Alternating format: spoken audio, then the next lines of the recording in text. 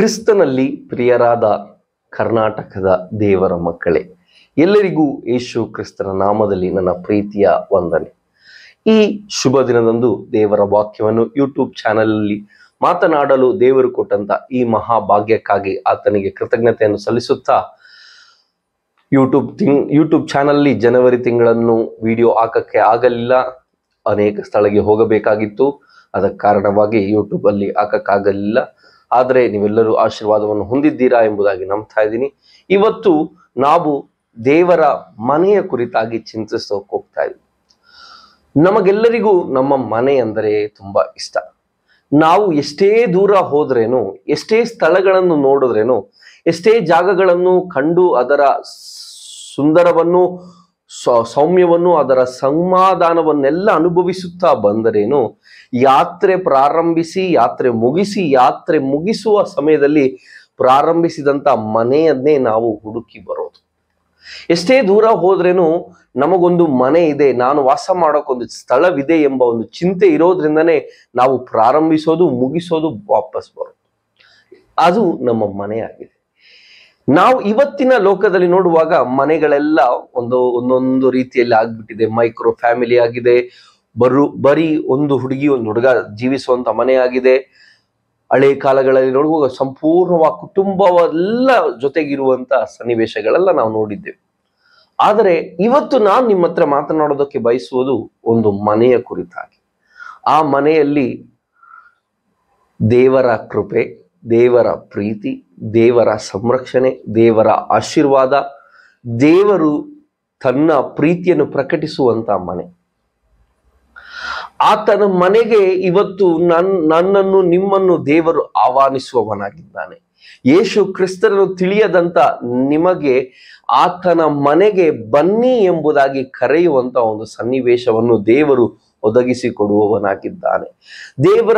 ದೇವರ ಮನೆಯನ್ನು ಅರಿತ ನಮಗೆ ಆತನ ಮನೆಯೊಳಗೆ ನಾವು ಹೇಗಿರಬೇಕು ಎಂಬುದನ್ನು ತಿಳಿಸಿಕೊಡೋದಕ್ಕೆ ಆತನು ಇವತ್ತು ಬಯಸುವವನಾಗಿದ್ದಾನೆ. ನನ್ನನ್ನು ಕೇಳುವಂತ ಪ್ರಿಯ ದೇವಜನರೇ, ನಾವೆಲ್ಲರೂ ಇವತ್ತು ನಮ್ಮ ವಿಶುದ್ಧ ಬೈಬಲ್ಗಳನ್ನು ತೆಗೆಯೋಣ.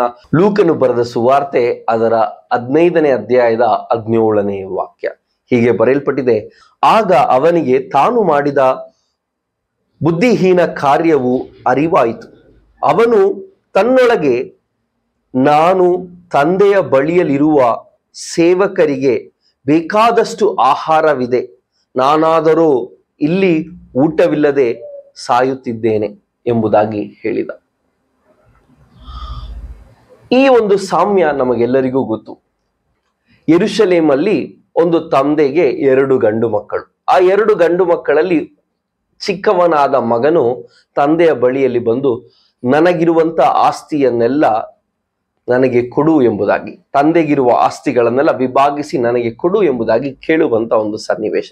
ಇದರ ಸನ್ನಿವೇಶ ಏನಂದ್ರೆ, ಯೇಸು ಸ್ವಾಮಿ ಸಬ್ಬತ್ ದಿನಗಳಲ್ಲಿ ಅದ್ಭುತಗಳನ್ನು ಮಾಡೋದನ್ನು ಕಾಣುವಂತ ಫರಿಸೇಯರು, ಸದುಸೇಯರು ಯೇಸು ಸ್ವಾಮಿಗೆ ವಿರುದ್ಧವಾಗಿ ಪ್ರವರ್ತಿಸುವಂತ ಸನ್ನಿವೇಶದಲ್ಲಿ, ಯೇಸು ಸ್ವಾಮಿಗೆ ಪ್ರಶ್ನೆಗಳನ್ನು ಹಾಕುವಂತ ಸಮಯದಲ್ಲಿ ಕರ್ತನಾದ ಯೇಸು ಕ್ರಿಸ್ತನು ಹೇಳಿದಂತ ಒಂದು ಸಾಮ್ಯದಲ್ಲಿ ಇದೊಂದು. ಇದರಲ್ಲಿ ನಮಗೆ ಅರ್ಥವಾಗೋದು, ತಂದೆ ಹೇಗೆ ತನ್ನ 2 ಮಕ್ಕಳನ್ನು ಒಂದೇ ರೀತಿಯಾಗಿ ಪ್ರೀತಿಸುತ್ತಾನೆ ಎಂಬುದಾಗಿ. ಸಣ್ಣ ಮಗನು ಬಂದು ಇರುವಂತ ಆಸ್ತಿಗಳಲ್ಲೆಲ್ಲ ನನಗೆ ನನ್ನ ಸಂಪತ್ತು ಬೇಕು, ಅದನ್ನು ವಿಭಾಗಿಸಿ ಕೊಡು ಎಂಬುದಾಗಿ ಕೇಳಿದಾಗ ಅದನ್ನು ಸಂತೋಷದಿಂದ ಏನು ಹೇಳದಂತೆ 2 ವಿಭಾಗಿಸಿ ಕೊಡ್ತಾನೆ. ಇಸ್ರಾಯೇಲ್ ಜನರ ಸನ್ನಿವೇಶವನ್ನು, ಅವರ ಒಂದು ಕಲ್ಚರ್ ನಾವು ಓದುವಾಗ, ಯಾವ ತಂದೆಯು ಆ ಸಾಯುವುದಕ್ಕಿಂತ ಮುಂಚಿತವಾಗಿ ಮಗನು ಕೇಳಿದ ತಕ್ಷಣ ಕೊಡೋದಿಲ್ಲ. ಹಾಗೆ ಕೊಟ್ಟಲ್ಲಿ ಆತನು ತಪ್ಪಾದ ತಂದೆ, ಒಳ್ಳೆ ತಂದೆ ಎಲ್ಲ ಎಂಬುದಾಗಿ ಅವರ ಕಲ್ಚರ್ ಪ್ರಕಾರವಾಗಿ ಹಾಗೆ ಇರುತ್ತೆ. ಇಲ್ಲಿ ತಂದೆಯ ಬಳಿಯಲ್ಲಿ ಬಂದು ಕೇಳಿದ ತಕ್ಷಣ ಕೊಡುವವನಾಗಿದ್ದಾನೆ. ಕೊಟ್ಟು ಅದರ ಚರಿತ್ರೆ ನಮಗೆ ಗೊತ್ತು. ಆತನು ಆ ಹಣವನ್ನೆಲ್ಲ ಮಾರಿ, ಆತನ ಆಸ್ತಿಗಳನ್ನೆಲ್ಲ ಮಾರಿ ಆ ಹಣವನ್ನು ಆತನು ಕುಂದು ತಿಂದು ತೇಗಿ ಅದನ್ನು ನಾಶಪಡಿಸು. ಆದರೆ ಆತನು ಒಂದು ದಿನ ಊಟಕ್ಕಿಲ್ಲದೆ, ತಾನು ದುಡ್ಡಿರುವಂತ ವ್ಯಕ್ತಿ ಅದನ್ನು ಅನೇಕರಿಗೆ ಕೊಡಬೇಕಾಗಿತ್ತು. ಆದರೆ ಇವತ್ತು ಒಂದು ಸೇವಕನಾಗಿ ಕೆಲಸ ಮಾಡ್ತಾ ಇದ್ದಾನೆ. ಆ ಕೆಲಸ ಎಲ್ಲಿ ಮಾಡ್ತಾನೆ? ಯಾವುದೋ ಒಂದು ವ್ಯಕ್ತಿಯ ಮನೆಯಲ್ಲಿ ಹಂದಿಯನ್ನು ನೋಡ್ಕೊಳ್ತಾ ಇದ್ದಾರೆ. ಯಾವುದೋ ಒಂದು ಮನೆಯಲ್ಲಿ ಹಂದಿಯನ್ನು ನೋಡ್ಕೊಳ್ತಾ ಇದ್ದಾನೆ, ಅಲ್ಲಿ ಹಂದಿಗೆ ಹಾಕುವಂತ ಊಟವನ್ನು ತಿನ್ನುತ್ತಾ ಇದ್ದಾನೆ.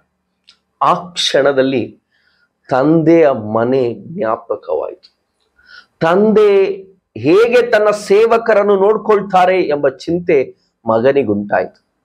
ನನ್ನನ್ನು ಕೇಳುವಂತ ಪ್ರಿಯ ದೇವ ಜನರೇ, ಇವತ್ತು ನಿನ್ನ ತಂದೆ ಯಾರು ಎಂಬ ತಿಳುವಳಿಕೆ ನಿನಗೆ ಬಂದಲ್ಲಿ, ನಿನ್ನ ತಂದೆ ಎಷ್ಟು ಸರ್ವಶಕ್ತನು, ಸರ್ವಜ್ಞಾನಿಯು, ಸರ್ವವ್ಯಾಪಿಯು, ಆತನಿಗೆ ಅಸಾಧ್ಯವಾದದ್ದು ಏನೂ ಇಲ್ಲ ಎಂಬ ಚಿಂತೆ ನಿನಗೆ ತೋಚಿಸೋದ್ರಲ್ಲಿ ನೀನು ಧನ್ಯಳು, ನಾನು ಧನ್ಯ. ಯಾಕೆಂದರೆ ನನ್ನ ದೇವರು ಯಾರು ಎಂಬ ತಿಳುವಳಿಕೆ ನನಗುಂಟಾದಲ್ಲಿ ನನ್ನ ಇವತ್ತಿನ ಸನ್ನಿವೇಶ, ಇವತ್ತಿನ ಕಷ್ಟ, ಇವತ್ತು ನಾನು ಮಾಡಿದಂತ ಪಾಪವು, ನನ್ನ ತಪ್ಪಿನಿಂದ ಆದಂತ ಎಲ್ಲ ಕ್ರಿಯೆಗಳನ್ನು ದೇವರು ಕ್ಷಮಿಸಿ ಬದಲಾಯಿಸೋದಕ್ಕೆ ಆತನು ಶಕ್ತನಾಗಿದ್ದಾನೆ. ನನ್ನನ್ನು ಕೇಳುವಂತ ಪ್ರಿಯ ದೇವಜನರೇ, ನಾವು ಯೇಸು ಸ್ವಾಮಿಯ ಬಳಿಗೆ ಬರೋದಕ್ಕೆ ಸಿದ್ಧರಾಗಿದ್ದೀರಾ? ಈ ತಂದೆಯ ಮನೆಗೆ ಬರೋದಕ್ಕೆ ನಾವು ಸಿದ್ಧರಾಗಿದ್ದೇವೆ. ಆ ತಂದೆಯ ಮನೆಯನ್ನು ಜ್ಞಾಪಿಸಿಕೊಳ್ಳುವಂತ ಮಗನು ಹಂದಿಯ ಊಟವನ್ನು ತಿನ್ನುತ್ತಾ ಹೀಗೆ ಹೇಳ್ತಾ ಇದ್ದಾನೆ, ನನ್ನ ತಂದೆಯ ಬಳಿಯಲ್ಲಿರುವಂತ ಸೇವಕರು ಅವರಿಗೆ ತೃಪ್ತರಾಗಿ ಇನ್ನೂ ಹೆಚ್ಚಾಗಿ ತಿನ್ನುವಂತ ಆಹಾರ ನನ್ನ ತಂದೆ ಮನೆಯಲ್ಲಿರುವಾಗ ನಾನಿಲ್ಲಿ ಹಂದಿಗೆ ಹಾಕುವಂತ ಊಟವನ್ನು ತಿಂದು ಸಾಯ್ತಾ ಇದ್ದೇನೆ. ಇವತ್ತು ನಾನು ನಿಮ್ಮನ್ನು ನೋಡಿ ಕೇಳೋದಕ್ಕೆ ಬಯಸುವಂತ ಮೊದಲನೇ ಪ್ರಶ್ನೆ, ನಿನ್ನ ತಂದೆಯ ಮನೆಯಲ್ಲಿ ಎಲ್ಲಾ ರೀತಿಯಾದಂಥ ಆಶೀರ್ವಾದಗಳಿರುವಾಗ, ಸಮಾಧಾನವಿರುವಾಗ, ಸಂತೋಷವಿರುವಾಗ, ಆನಂದವಿರುವಾಗ, ನಿನಗೆ ಒಳ್ಳೆ ಗುಣಲಕ್ಷಣಗಳು ದೇವರು ಕೊಡುವಾಗ ಯಾಕೆ ಲೋಕವನ್ನು ಹುಡುಕಿ ಹೋಗುವೆ? ಯಾಕೆ ನೀವು ಈ ಲೋಕದ ಆಸೆ ಆಕಾಂಕ್ಷೆಗಳಿಗೆ ತವಕ ಪಡುವವರಾಗಿದ್ದೆ? ನನ್ನನ್ನು ಕೇಳುವಂತ ಪ್ರಿಯ ದೇವಜನರೇ, ನಿನ್ನ ತಂದೆಯ ಬಳಿಯಲ್ಲಿ ಎಲ್ಲವೂ ಇದೆ. ಅದನ್ನು ಉಪಯೋಗಿಸೋದಕ್ಕೆ ನನಗೂ ನಿನಗೂ ಗೊತ್ತಿಲ್ಲದ ಕಾರಣ ಇವತ್ತು ನೀವು ಹಂದಿಯ ಊಟವನ್ನು ತಿಂದು ತವಕ ಪಡುವವರಾಗಿದ್ದೆ. Praise the lord.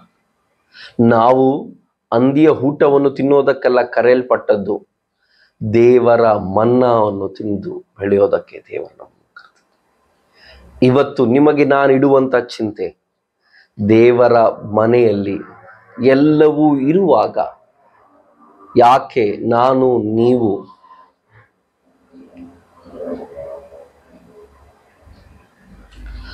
ದೇವರ ಮನೆಯಲ್ಲಿ ಎಲ್ಲವೂ ಇರುವಾಗ ಯಾಕೆ ನೀವು ಲೋಕವನ್ನು ಹುಡುಕಿ ಹೋಗುವವರಾಗಿದೆ?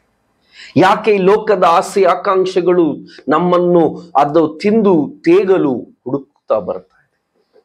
ಈ ಲೋಕವನ್ನು ಹುಡುಕಿ ಹೋದಲ್ಲಿ ನಾವು ನಾಶವಾಗುತ್ತೇವೆ. ಪ್ರಿಯರೇ, ದೇವರನ್ನು ಹುಡುಕಿ ಬರೋಣ. ದೇವರು ನಮ್ಮನ್ನು ಆಶೀರ್ವದಿಸಲಿ. ತಂದೆ ಮನೆಯ ಜ್ಞಾಪಕ ಉಂಟಾದ ಕ್ಷಣ ತಂದೆ ಮನೆಗೆ ಓಡಿ ಹೋಗಬೇಕು ಎಂಬುದು ಆತನಿಗೆ ಅರ್ಥವಾಯಿತು. ಇವತ್ತು ಆ ತಂದೆಯ ಮನೆಗೆ ಬರೋದಕ್ಕೆ ನೀವು ಸಿದ್ಧರಾಗಿದ್ದೀರಾ? ನಿಮಗೆ ಅರ್ಥ ಆಗ್ತಾ ಇದೆ? ಈ ವಾಕ್ಯವನ್ನು ಓದುವಾಗ ನಮಗೊಂದು ಕಾರ್ಯ ಅರ್ಥ ಆಗುತ್ತೆ. ಈ ತಂದೆ ದೊಡ್ಡ ಬಹಳ ಸಂಪತ್ತುಳ್ಳವನಾಗಿದ್ದ. ಅದಕ್ಕೆ ತನ್ನ ಸಂಪತ್ತನ್ನು ಎರಡಾಗಿ ವಿಭಾಗಿಸಿ ಕೊಟ್ಟ. ಅದು ಮಾತ್ರವಲ್ಲದೆ ಮಗನು ಮಾನಸಾಂತರ ಹೊಂದಿ ಬಂದ ನಂತರ ಮಗನಿಗೆ ಹೊಸ ವಸ್ತ್ರ, ಹೊಸ ತುಪ್ಪಲಿ, ಹೊಸ ಒಂದು ಉಂಗುರವನ್ನು ಇಟ್ಟು ಆತನನ್ನು ಅಲಂಕರಿಸಿದ. ಆತನು ಬಹಳ ಸಂಪತ್ತುಳ್ಳವನು. ನಮ್ಮ ವಿಷಯ ಸಂಪತ್ತಲ್ಲ, ನಮ್ಮ ವಿಷಯ ದೇವರು. ನನ್ನ ದೇವರು ನನ್ನನ್ನು ಆಶೀರ್ವದಿಸದೆ ಹೋದರೇನು, ಆಶೀರ್ವದಿಸಿದರೇನು, ನನ್ನ ದೇವರು ನನ್ನ ಅಪ್ಪನು, ನನ್ನ ತಂದೆ, ನನ್ನ ದೇವರು ಎಂಬ ತಿಳುವಳಿಕೆ ನಮಗೆ ಬೇಕು. ನಾನು ಆಶೀರ್ವಾದ ಹೊಂದದೇ ಹೋದ್ರೇನು, ಆಶೀರ್ವಾದ ಹೊಂದಿದ್ರೇನು, ನನಗೆ ದೇವರು ಸಾಕು ಎಂಬ ತೀರ್ಮಾನವನ್ನು ತೆಗೆದುಕೊಂಡವರಿಗಾಗಿ ನಾನು ದೇವರಿಗೆ ಕೃತಜ್ಞತೆಯನ್ನು ಸಲ್ಲಿಸ್ತೇನೆ. ಆತನು ಸಂಪತ್ತುಳ್ಳವನಾಗಿದ್ದರೇನು ತನ್ನ ಮಗನನ್ನು ಕ್ಷಮಿಸಿ ಸ್ವೀಕರಿಸುವವನಾಗಿದ್ದ. ಇವತ್ತು ನಮ್ಮ ದೇವರು ನಾವೆಷ್ಟೇ ಪಾಪಗಳನ್ನು ಮಾಡಿದ್ರೇನು, ನಾವೆಷ್ಟೇ ದೂರ ಹೋಗಿದ್ರೇನು ನಮ್ಮನ್ನು ಕ್ಷಮಿಸಿ ನಮ್ಮನ್ನು ಹತ್ತಿರ ಸೇರಿಸಿಕೊಳ್ಳುವಂತಹ ದೇವರು.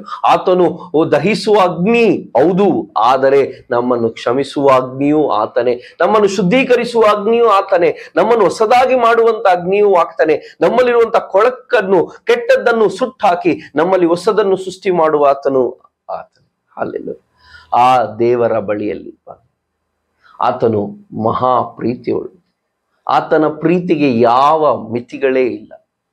ಆತನು ನಮ್ಮನ್ನು ಶಾಶ್ವತವಾಗಿ ಪ್ರೀತಿಸಿದ್ದಾನೆ. ಆ ಪ್ರೀತಿಯನ್ನು ಅನುಭವಿಸೋದಕ್ಕೆ ದೇವರು ನಮ್ಮನ್ನೆಲ್ಲರನ್ನು ಸಹಾಯ ಮಾಡಲಿ. ಈ ತಂದೆಯ ಮನೆಗೆ ಬರೋದಕ್ಕೆ ಸಹಾಯ ಮಾಡಲಿ. ಈ ತಂದೆಯ ಮನೆಯನ್ನು ಕುರಿತಾಗಿ ನಾನು ಮಾತನಾಡೋದಕ್ಕೆ ಬಯಸುವವನಾಗಿರುತ್ತೆ.